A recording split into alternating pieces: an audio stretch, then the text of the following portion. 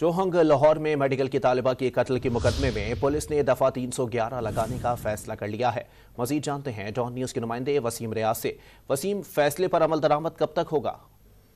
जी, इस पे जल्द अमल दरामद जो है वो कर लिया जाएगा, क्योंकि जो मुतासरा फैमिली है उनको जो मुल्जिमान है उनकी तरफ से सुलह के लिए धमकियां दी जा रही हैं, जिसके बाद वज़ीर-ए-आला पंजाब को मुतासरा फैमिली की तरफ से एक दरख्वास्त जो है वो लिखी गई।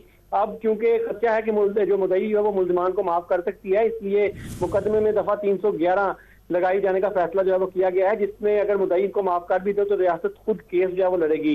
तलबा तज़ीन खान समेत 3 अफराद कार में सवार थे। पुलिस का कहना है कि मुल्जिम अब्दुल रहमान की गाड़ी ने बैक साइड से मकतूला की गाड़ी को टक्कर मारी। मकतूला की गाड़ी में सवार ड्राइवर अब्दुल रहमान ने जो है वो इसका पीछा शुरू कर दिया। गाड़ी को पीछे आते देखकर जो है वो मुल्जिम ने अपने मामू को फोन किया। मामू जो उसके बाहर आए उन्होंने आते ही फायरिंग की, जिससे गोली लगने से तज़ीन जो है वो मौका पर ही हलाक हो गई। इसके बाद इसका मुकदमा जो है वो दर्ज किया गया।